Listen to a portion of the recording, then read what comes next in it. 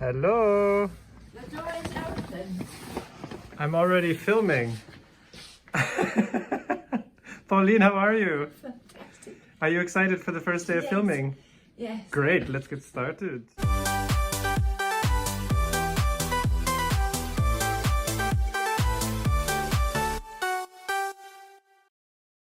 All right. Hello, Pauline, how are you? Well, today I'm feeling great. I'm looking forward to your producing this video, Yeah. which I hope will give help to other, or encouragement to other people like myself the same age. I want to continue doing exercises, Kevin, for as long as possible. What do you think? Oh, I think it's a good idea. Yes, I think so too. And I think that when you put the word 90s in it, on the internet, people, they won't know it's not for people like myself. It's another video, you know, for someone like 60 or whatever.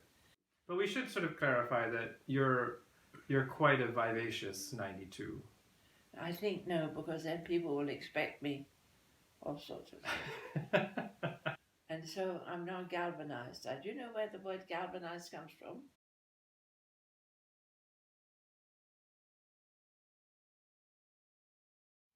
One of my ideas is that to keep the breath flowing all the time.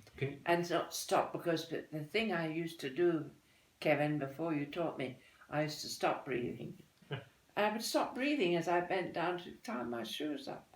It was not a good idea. And I think a lot of people do that. They tend to block the air in the throat. Oh, I see. And it sort of holds the air in the body. Yes. But what we want to try and do is keep the throat open. Excuse me. And then it leads to yawning, which is And then great. it leads to yawning, you see, so... And the yawn is the perfect example of how we can connect movement with breathing. Because when we stretch in a yawn, Yes. we breathe in and we breathe out, and we never close the throat in the process. The strange thing is, Kevin, talking about this, I'm not going to start yawning. Have you subscribed yet? But to whom do I subscribe? Where do I subscribe? All right, we're going to start with some breathing exercises. So put the hands on the stomach, close the eyes, and just start feeling the movement of the breathing. What happens if I yawn? It's okay. Yawning is very, very good in this exercise. So close the eyes, feel the hands on the stomach, feeling the expansion on inhalation, swinging back on exhalation, letting the breath come, letting it go, and waiting for it to come back on its own.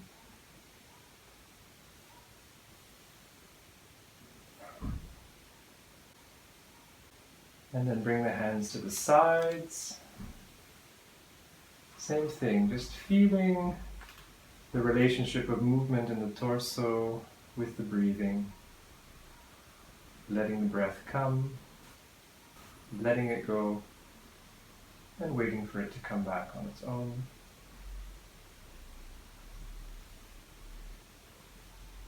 And then just lean forward a little bit, put the hands on the lower back, letting the head be loose and relaxed.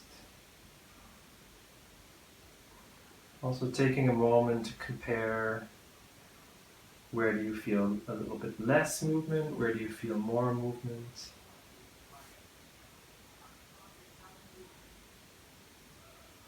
Letting the breath come, letting it go, and waiting for it to come back on its own. Very good. If you yawn, let it come. And then sitting back up again, putting the hands on the chest, in the armpits.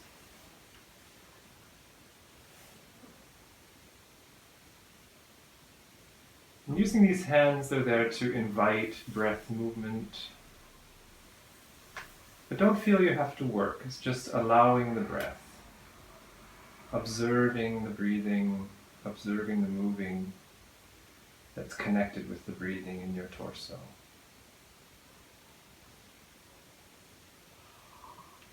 Very good.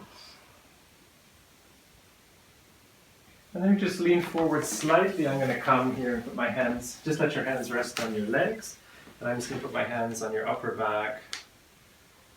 So trying to feel also in the upper back, movement in the torso, expanding on inhalation, swinging back on exhalation. Excuse me. Very good. And then I'm just going to give a little rub. So we're trying to connect now all of the spots on the torso that we touched in stillness, from the upper back to the lower back. And then I'll let you continue. So if you give a little rub on your sides, rubbing around the sides to the stomach.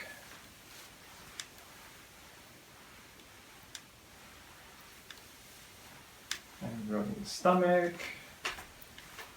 And up the chest, the upper chest.